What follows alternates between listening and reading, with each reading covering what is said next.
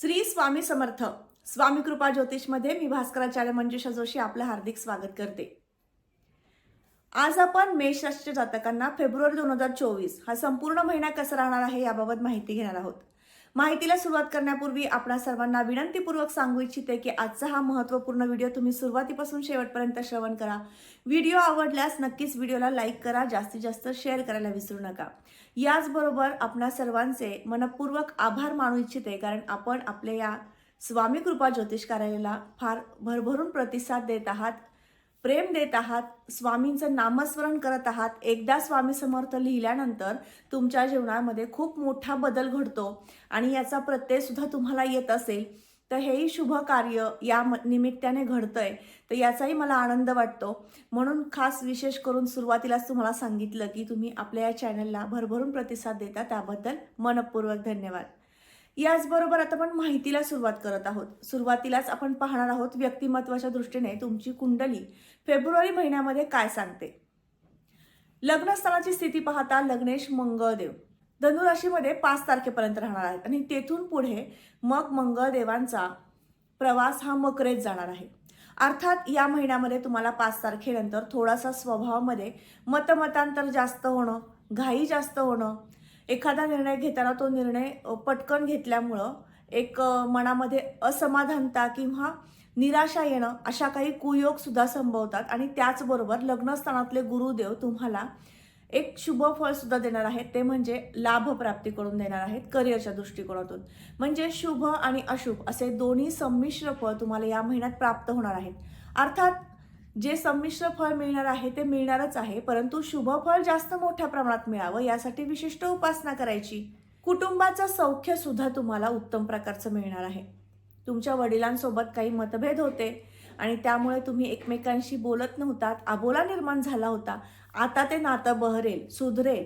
एखाद्या विषयावरनं जो काही तुमच्यामध्ये एक सुप्त विषय होता, त्या विषयाचा त्रास जास्त मानसिक तुम्हालाही होत होता आणि तुमच्या बाबांनाही होत होता, तर त्या त्रासातनं तुम्ही आता दोघेही बाहेर पडू शकाल। कुटुंबाचं सौख्य, कुटुंबाची एकी तुम्हाला प्राप्त करून देण्यासाठी शुक्र महाराजांची विशेष कृपा होणार आहे। तृतीय स्थानावरनं आपण पराक्रम पाहतो, कीर्ती प्रसिद्धी पाहतो। या महिन्यात तुमच्याकडनं स्मार्ट वर्क होणार आहे आणि त्यामधनं तुम्हाला कीर्ती प्रसिद्धी प्राप्त होणार आहे, अर्थात 10 तारखेनंतर। अतिशय शुभ योग आहेत। या महिन्यामध्ये तुमचं कार्य उल्लेखनीय होऊ शकतं, कामाची पावती तुम्हाला नक्कीच प्राप्त होऊ शकते, असे शुभग्रहमान आहेत। याबरोबर वाहन वास्तूचं सौख्य, मातृसौख्य हेही तुम्हाला या महिन्यामध्ये संमिश्र प्रमाणात प्राप्त होईल। वाहन काम काढू शकतं, छोट्या मोठे कामं वाहनाचे निघू शकतात, अशा प्रकारचे कुयोग सुद्धा या महिन्यात आहेत। पंचमेश रविदेव हे सध्या स्थितीमध्ये मकर राशीमधनं गोचर करत आहेत आणि 13 तारखेनंतर ते कुंभ राशीतनं गोचर करायला लागतील। अर्थात या महिन्याभरामध्ये तुम्ही कलेसंदर्भातील कोणतेही कार्य तुम्ही करत असाल किंवा शिकत असाल तर त्यामध्ये निपुणता प्राप्त करून देणं, यश संपादन करून देणं असे शुभ ग्रहमान आहेत। गायन, वादन, कला, नाट्यक्षेत्र या संदर्भातील कुठलेही कोर्सेस तुम्हाला करायचे जॉईन, तर तुम्ही नक्की या महिन्यात सुरू करा, तुम्हाला उत्तम प्रकारचं यश लाभ प्राप्त होईल। कायद्यासंदर्भातलं शिक्षण घेत असाल तर विशेष तुम्हाला या महिन्यामध्ये लाभ प्राप्ती संभवते। कामामध्ये आणि तुमच्या शिक्षणामध्ये यश संपादन करून देण्यासाठी रविदेवांची विशेष कृपा होईल। संतती इच्छुक दाम्पत्यांसाठी हा महिना उत्तम आहे, परंतु खास करून महिला वर्गांसाठी आपल्या संततीसोबत आणि आपल्या पतीसोबत एकमेकांना जोडून ठेवण्यासाठी, नातं बांधून ठेवण्यासाठी विशेष प्रयत्न तुमच्याकडनं होणार आहेत, कारण तुम्हाला ते करावे लागणार आहेत। पतीची मर्जी सांभाळायची आहे, मुलाची सांभाळायची आहे, दोघांच्या विचारामध्ये काही मतभेद आहेत, तर ते मतभेद संपुष्टात येण्यासाठी, नष्ट होण्यासाठी विशेष प्रयत्न तुमच्याकडनं होणार आहेत आणि ते करावे लागणार आहेत। असे काहीशी ग्रहस्थिती तुम्हाला दुसऱ्या पंधरवड्यामध्ये जाणवते, त्यामुळे काळजी घ्या, विशेष काळजी घ्या। नात्यामध्ये दुरावा निर्माण होणार नाही, एकमेकांची मतं व्यवस्थित समजून सांगता येतील या पद्धतीने तुमच्याकडनं प्रयत्न राहू द्या।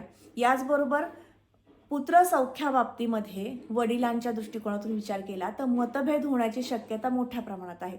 त्यामुळं पिता वर्ग जो आहे मेष राशीचा, त्या वर्गाला मी सांगू इच्छिते, थोडंसं शांततेने घ्या। तुमचे निर्णय आहेत, योग्य असतील, परंतु ते त्यांच्यावर लादले तर जाणार नाहीत ना, ह्या गोष्टीची जर तुम्ही थोडीशी काळजी घेतली तर नक्कीच तुमच्या नात्यामध्ये दुरावा येणार नाही। प्रेम प्रणय या दृष्टीने विचार केला असता तुमचा प्रियकर किंवा प्रेयसी यांच्यासोबत एखाद्या विषयावरनं वाद संघर्षाची परिस्थिती पहिल्या पंधरवड्यामध्ये संभवते. त्यामुळं नातं आहे, निभवायचंय आणि पुढे ते विवाहापर्यंत घेऊन जायचंय. तर यासाठी तुम्ही दोघांनीही विशेष काळजी घ्या. मतमतांतर होण्याचे योग आहेत पहिल्या पंधरवड्यात, त्यामुळे विशेष काळजी पहिल्या पंधरवड्यात घ्यायची आहे. सप्तम स्थानावरून आपण जोडीदाराचं सौख्य पाहतो. जोडीदाराच्या सौख्याच्या दृष्टीने हा महिना विशेष म्हणता येईल. तुमच्या पत्नीची तुम्हाला साथ सोबत लाभेल. त्यांच्या जीवनामध्ये पती असू देत किंवा पत्नी असू देत, त्यांच्या जीवनामध्ये करिअरच्या दृष्टीने एखादी चांगली संधी त्यांना प्राप्त झालेली आहे, अशी आनंदाची वार्ता सुद्धा येऊ शकते. तुमच्या जीवनामध्ये एखादा नवीन पाहुणा अर्थात संततीची चाहूल सुद्धा लागू शकते, असाही हा शुभ महिना म्हणता येईल. आणि याचबरोबर भागीदारी संदर्भातील तुमचे व्यापार असतील तर ते सुद्धा या महिन्याच्या 13 तारखेनंतर तेजीत येतील. म्हणजे व्यावसायिक दृष्टिकोनातून सुद्धा हा महिना अतिशय उत्तम आहे. भाग्यस्थानाकडे वळूयात. करिअरची संधी उपलब्ध होणार आहे. या महिन्यामध्ये नोकरी नसेल त्या व्यक्तींना नोकरी मिळण्याचे शुभ संकेत आहेत. पहिल्या आणि तिसऱ्या आठवड्यामध्ये तुम्हाला विशेष प्रयत्न जर तुम्ही केलेत तर तुम्हाला लगेच नोकरी लागू शकते, असे शुभ ग्रहमान आहेत. आणि याचबरोबर अध्यात्माची आवड निर्माण होऊ शकते. अध्यात्माची प्रगती करून देण्यासाठी विशेष म्हणजे 35 नंतरचा जो वर्ग आहे, स्त्री पुरुष वर्ग, यांना अध्यात्माची गोडी निर्माण होऊ शकते. अध्यात्मामध्ये मन रमेल, उत्तम प्रकारे उपासना होईल, असाही हा शुभ महिना म्हणता येईल. आणि याचबरोबर प्रत्येकाला जीवनामध्ये यश संपादन करायचं असतं, आनंद प्राप्त करून घ्यायचा असतो, परमानंद प्राप्त करून घ्यायचा असतो, परंतु त्यासाठी सेवा करायला हवी आणि सेवेमध्ये आपण मागे पडतो. मग या महिन्यात जर तुम्ही विशेष सेवा केली, महाराजांची, तुमच्या गुरूंची, तुमच्या कुलदेवतेची उपासना केली, आई वडिलांना दररोज नमस्कार जरी केला तरी सुद्धा तुमच्या जीवनातील मोठे मोठे कष्ट, दुःख हे नष्ट होऊ शकतात, हे मी खात्रीने सांगू शकते. त्यामुळे भाग्यस्थानाची ज्यावेळेस शुभ स्थिती असते त्यावेळेस तुमच्याकडनं जास्तीत जास्त धार्मिक उपासना व्हायला हवी आणि त्यातनं तुम्हाला प्रगतीचा मार्ग नक्कीच सापडतो. स्थानाच्या दृष्टीने विचार केला असता कर्मेश शनिदेव हे आयस्थानात गेले आहेत, म्हणजेच लाभस्थानात गेलेले आहेत. त्यामुळे तुमचा जो उद्योग व्यवसाय आहे त्यातनं उत्तम प्रकारचं यश संपादन होणार आहे, लाभ प्राप्त होणार आहे आणि तो लाभ तुम्ही एखाद्या चांगल्या ठिकाणी गुंतवणूक करू शकाल, अशा पद्धतीने शुभ ग्रहमान आहेत. करिअरच्या दृष्टीने विचार केला असेल तर तुम्हाला नवीन काही व्यवसाय सुरू करायचा असेल तर या महिन्यामध्ये तुम्ही लोखंडासंदर्भातील कुठलेही व्यापार, किराणा भुसार मालाचे व्यापारी, उत्तम प्रकारचं तुम्हाला यश संपादन करून देणारं ग्रहस्थिती या महिन्यात आहे. त्याचबरोबर कापड दुकानदार तुमच्यासाठी सुद्धा हा महिना उत्तम लाभदायक आणि यशदायक राहील. व्यापारी वर्ग जो आहे, सोने चांदीचे व्यापारी वर्ग, त्यांच्यासाठी सुद्धा हा महिना लाभदायक आहे. याचबरोबर खर्चाच्या दृष्टीने विचार केला असता या महिन्यामध्ये थोड्याफार प्रमाणामध्ये आरोग्यासाठी विशेष खर्च होऊ शकतो, तर विशेष काळजी घ्यायची आहे, आरोग्याकडे लक्ष द्यायचं आहे आणि उपासनेकडे विशेष लक्ष द्यायचं आहे. आता उपासना कोणती करायची आणि कधी करायची ते समजून घेऊयात. दररोज सकाळी 7 ते 9 किंवा 10 वाजेपर्यंत किंवा संध्याकाळी 6 ते 8 या वेळेमध्ये जर तुम्ही उपासना केली तर ती तुम्हाला जास्तीत जास्त फलद्रूप ठरते, कारण त्यावेळेस आपलं मन हे प्रसन्न असतं आणि त्यावेळेस केलेली उपासना ही लागू पडते, कारण भगवंतापर्यंत आपण जाण्याचा तो मार्ग हा शुद्ध असतो, भाव शुद्ध असतो आणि तिथपर्यंत आपली हाक नक्कीच पोहोचली जाते. मग ती उपासना कोणती, तर या संपूर्ण महिनाभरामध्ये तुम्ही गणपती स्तोत्र वाचायचं आहे. गणपती स्तोत्र वाचन केल्याने तुमच्या जीवनामध्ये जी होणारी चिडचिड होणार आहे या महिन्यामध्ये थोड्याफार प्रमाणामध्ये, तर ती नक्कीच शमेल. त्याचबरोबर संतती सौख्यासाठी व्यंकटेश स्तोत्र वाचन करायचं आहे आणि आरोग्यासाठी नमः शिवाय या मंत्राचा जप करायचा आहे. पहा, या महिन्यात उपासना खूप जास्त सांगितलेली आहे, परंतु ती विभागून सांगितलेली आहे. जो अडचणी तुम्हाला जाणवल्या त्या पद्धतीने तुम्ही उपासना केली तरी सुद्धा चालू शकेल.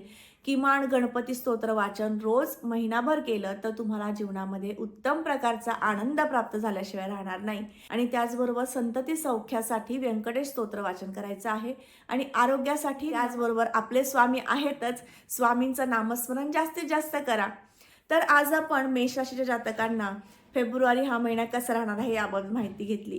तर आजचा हा महत्त्वपूर्ण व्हिडिओ तुम्हाला कसा वाटला नक्की कमेंट करून सांगा. तुमच्या दैनंदिन जीवनशैली व्यतीत करताना काही अडचणी आहेत, समस्या आहेत, त्यावर मार्गदर्शनाची आवश्यकता वाटतेय, नक्की तुम्ही मला संपर्क करू शकता. माझा संपर्क क्रमांक मी या व्हिडिओच्या डिस्क्रिप्शन बॉक्समध्ये आणि तसंच स्क्रीनवर सुद्धा शेअर करत आहे. पुन्हा भेटूयात अशाच माहितीसोबत. तोपर्यंत आपली रजा घेते. श्री स्वामी समर्थ. जय जय स्वामी समर्थ. रामकृष्ण हरी.